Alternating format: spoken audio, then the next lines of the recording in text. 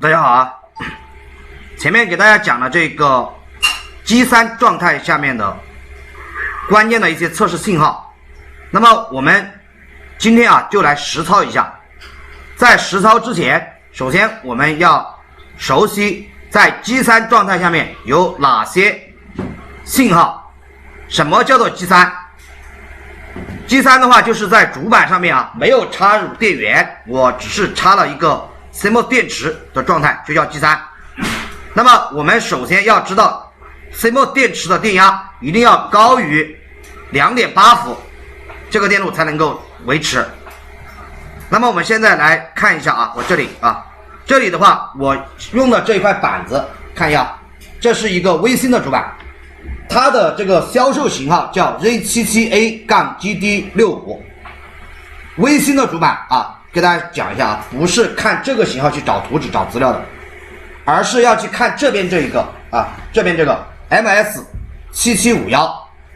那么我们要通过这一个型号去能够找到这个主板的图纸点位。初学者我建议大家啊都要用微星的主板，然后呢，微星的话是有图纸有点位的，你只要熟悉了其中的一个电路，那么其他的电路也都差不多的。另外一个就是还有一个要说明的是 Z77， 这里是 Z77， 看到吗？然后我们看一下桥上面的话，它的型号是 SL， 看一下 SLJC7， 这个要注意啊，它不是写的 Z77 啊，这个要搞清楚。也就是说，它现在用的是一个代号 SLJC7 这样一个代号，而并不是写的 Z77 在这个上面。这个的话，我在前面有多次给大家讲过的。那么我们现在啊，就来找到这个图，找到这个图纸，找到这个点位，一起把 G3 状态下面的所有的信号给大家量一下。我们先要通过这个去找到 MS7751啊这个图纸和点位。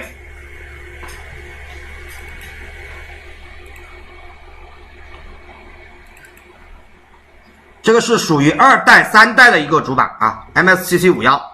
然后大家看一下这个是电路图，然后下面的是这一个是点位图。微星的主板的话，对初学来说是非常好的，它非常友善，又有电路图又有点位图啊。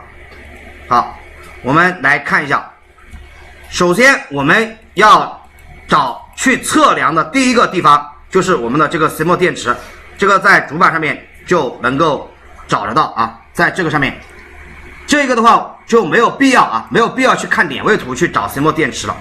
大家这个通过这个一看就知道这个 CMOS 电池在哪个位置，这个大家应该都认识。那么我们来看一下这个电压是多少伏，注意看外面表，上面的电压是3伏。那么说明这个电池的话，它的电压是够的。这个有了供电，并不代表主板上面已经有了电，这个时候只能说明这一个 CMOS 电池上面已经有电了。那么我们在这个里面第一个应该要找的信号就是 VCC-RTC， 我们这儿输入一下 VCC-RTC， 然后我们可以通过这个去找到，看一下。它的这个名称是叫 VBA7 啊，在外面的这个名称是叫 VBA7。好，我们去找这个的话，一定是跟什么有关？跟我们的这个电池啊，就是 CMOS 电池有关。所以说到别的地方的话，你就先不用去看，直接不用看啊，直接去找这个它的，看一下，在这里就找到了。然后呢，这里就跟 CMOS 电池有关。是吧？跟 CMOS 电池有关，这个 CMOS 电池过来经过一个 1K 的电阻，然后呢到了我们的这个2极管 D16， 我们通过点位图上面去找一下 D16 在哪里。D16， 好，我们这个时候可以找到，大家看一下，就在这个电池接口的旁边有一个2极管，叫做 D16。我们通过这个点这个图啊就可以看到，在这个位置，它就是 D16 这个位置啊。然后呢，这里的话电压也是多少呢？它也是3伏，看到没有？2.9伏。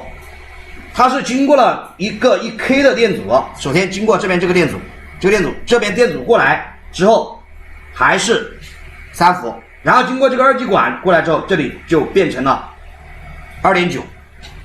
这里的这个二极管呢是一个一般的都是一个折管，它不是会是硅管的。硅管的电压啊，大家注意啊，硅管的电压的话，它会比较那个降压比较多啊，折管的话降压相对来说比较少，所以说这里的话一般会是一个折管，不会是硅管啊。好，这个应该看得清楚啊，在这里看外表上面 2.9 伏，这个电压供给了谁呢？这个电压供给了桥，对吧？它最主要的是供给了桥，这个输出来之后，直接就到了我们的这个刚刚看到的这个地方 VCRTC， 就到了桥里面去。所以说，如果桥坏掉了，有漏电啊，那么这个电池就会消耗很快，因为这里的电呢只有6微安啊。除了到桥以外，那么它还会到哪里去啊？我们来看一下，通过这个 VBAT 这个时候呢，你就要去检查一下，像这些电容，对吧？电容有没有腐蚀的，有没有损坏的？如果电容漏电，它也会导致这个电池消耗过快。还有就是这个到了哪里？这个是到桥里面啊，这个是桥里面 U46 就是桥。然后我们再来看一下，到这个电阻这里基本上不用考虑啊。然后呢，到了这边是 IO 啊，这里也不怎么用考虑，它因为经过了一个2兆的这个电阻啊，电阻一般不会击穿，对吧？它不会漏电。我们考虑的，那么同时到了 IO， 所以说 IO 的90啊，我们在 IO 的82角上面也可以测到，对吧？在 IO 的82角上面，我们只要在这个二极管这里测到有电，那么这些地方全都有电。这就是第一个电压，叫做一电压。2延时，延时的话，我们根据这个教材上面来看啊，第一个是 VCRTC， 它是要供给桥的 RTC 模块。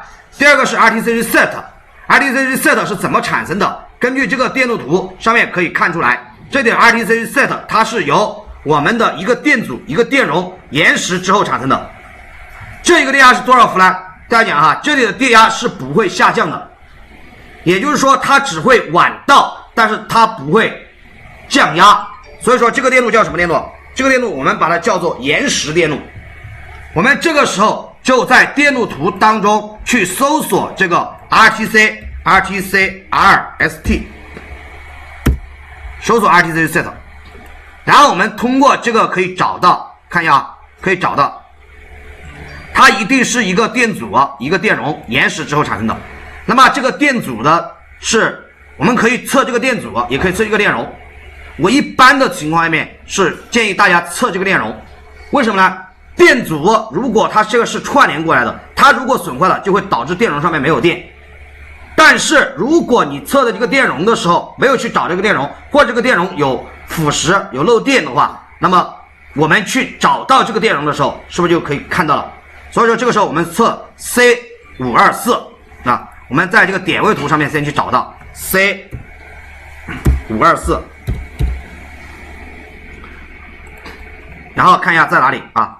这一个的话，它是在这个 C524 是在这个 PCI-E 接口，第二个 PCI-E 接口的第二个 PCI-E 接口的旁边有一个 C524， 在这里的话有一个跳帽啊，看一下啊，这里有一个 JBIT 啊，大家看一下，从这个上面可以看到，这里的话它就是在这个位置。第二个啊，这个位置，这里先找到这个大的啊 CBAT， 然后呢在它的旁边看到没有，这里是不是有个小电阻？看到吗？这个能不能看到啊？可以看到啊，这里有个小电阻啊，这里看到没有？这个小电阻。那么我们测这个电阻的电阻的旁边啊，它就会有一个电容，这个电容。那么我们就测这个电容就可以了啊，测这个电容。这里的话你看也是 2.9 伏，看到没有？这里啊，测这个电容啊，我用这边来测，可以看得清楚啊。外表上面显示的是 2.9 伏，那么电容的另外一头就是接地的，这个肯定是没有电压，对吧？这就是 RTC 延时电路啊，就是 RTC set。另外，我们通过这个还要可以去找到另外一个，就是我们